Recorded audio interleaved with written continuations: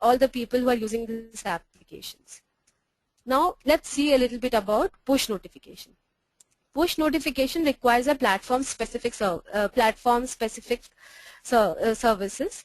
Each platform, whether it's Windows, iOS, Android, have their own different push notification service, and each of them are of different capabilities and protocol. Like Windows Store requires WNS, Windows Phone requires WPNS, iOS requires APNS, and Android requires GCM. These are the notification services that these platform requires.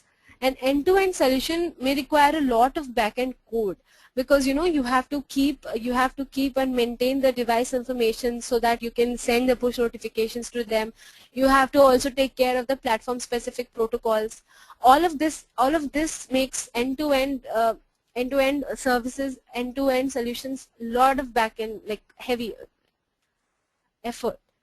So let's see the push notification cycle. On the registration or at the app launch, the client app, which in the diagram you can see is a phone, contacts the platform notification service to retrieve a current channel or a current handle. In Windows, it's called as a channel URI. So the client app contacts the PNS, which is platform notification service, and retrieves a handle, and then update the backend with this handle. Next, what happens is, when there's time to send notification, the app backend send notification to the PNS, which is the platform notification service, and then PNS pushes the notification to the app on the device. This is a simple push notification lifecycle. It's really simple. Client gets to PNS and asks for a handle, which is channel URI in case of Windows. Then client app updates the app backend. App backend sends notification to PNS, and PNS pushes the notification to the app. Just this couple of steps, and this is all. There can be scenarios where PNS rejects the handles which the app backend is sending to it, and so there's a maintenance for that. You have to delete the expired handles when the PNS rejects them. Challenges of the push notification. There are a couple of challenges which push notification faces. First is the platform dependency, which I have talked to you about, because there are different communication protocols to each of the platform notification service, whether the communication should be HTTP or TCP, whether it should be HTML payload or JSON payload. Along not just the communication protocol, there's a difference in the presentation formats and capabilities as well. Whether you want to do a tile notification or a toast versus batch, all of this makes platform dependency as a challenge that the push notification face.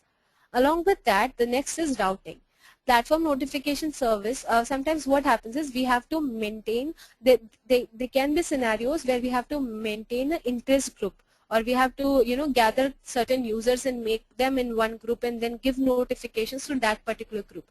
So the app backend has to maintain a registry sort which has the associating device handles and the interest in the group users. All of this makes the backend works a little more. So this is another challenge that push notification face. Along with that, there's scale. As an app backend has to store the current handles for each device, and if if there are lots of devices, then it's a high storage and the VM costs involved. So the scaling becomes another challenge for the push notification.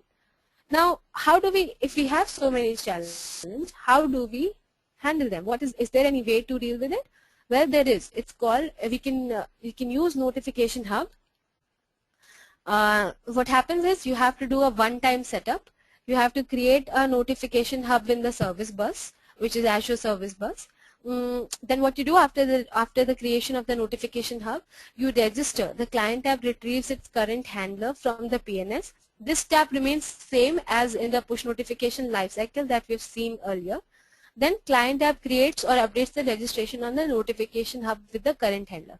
So in case of Notification Hub, after the client app has retrieved its current handle from the PNS, it updates the registration, or it does a registration on the Notification Hub, while in the push notification lifecycle, it updated the app's backend.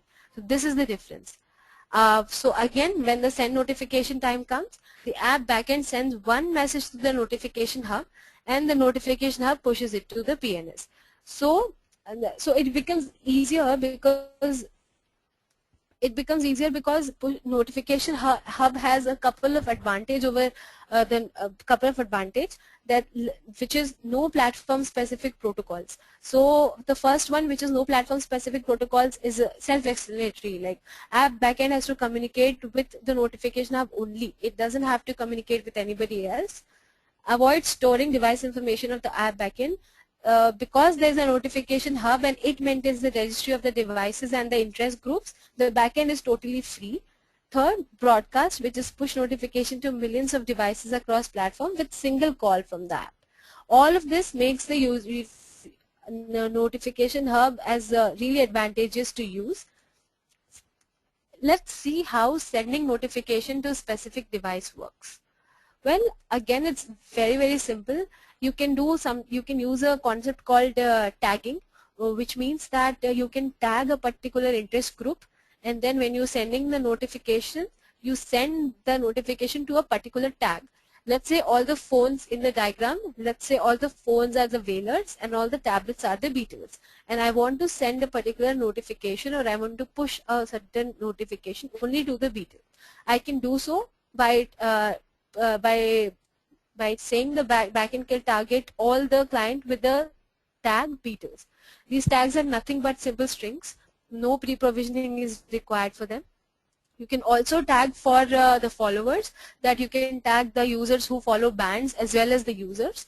Along with that, you can also tag devices with the user ID, which means that if a user has logged in to 2-3 devices with the same ID, same user ID, then notification to all of these devices will be pushed. So these are few ways you can send notification to specific devices if you have specific devices, and the concept used here is tag.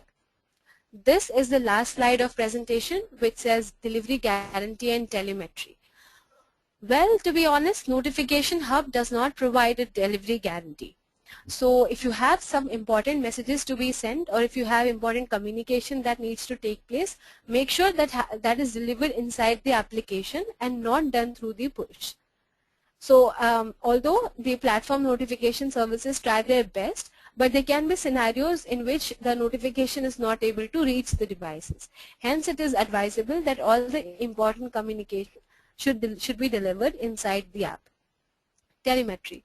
Notification hubs provide powerful telemetry to track each and every outcome of the notification for each platform. So if you're sending if you're sending notification to different platforms and different devices, there can be scenarios where notification is successfully reaching, or notification is throttled, or the channel is expired, or there has to be someone who keeps a track of all this. So Notification Hub provides a very powerful telemetry. You can use it and access it through Windows Azure portal, and you can also access it programmatically. This is the end of our talk, ladies and gentlemen. Here is a slide which recaps whatever we have talked so far. We saw the background task architecture, how there are services, triggers, and background task infrastructure. We talked about the types of trigger and the new triggers in 8.1. We understood the concept of connected standby, which means that the hardware or the system is low on power and low on network. We understood about quiet hour, which is 12 a.m. to 6 a.m., which is in which background tasks are not allowed to run, and all of those are kept in a buffer or queued, and after the system comes out of the quiet hour, those are executed. After that, we saw what's new in 8.1. We saw what is hub notification hub. We saw push notifications lifecycle. We saw what are the challenges of push notification and the advantages of Notification Hub. With this, we conclude our webinar today. I want to remind you that if there are some developers who are going to begin Windows 8 app development, your help is provided to you in terms of design template.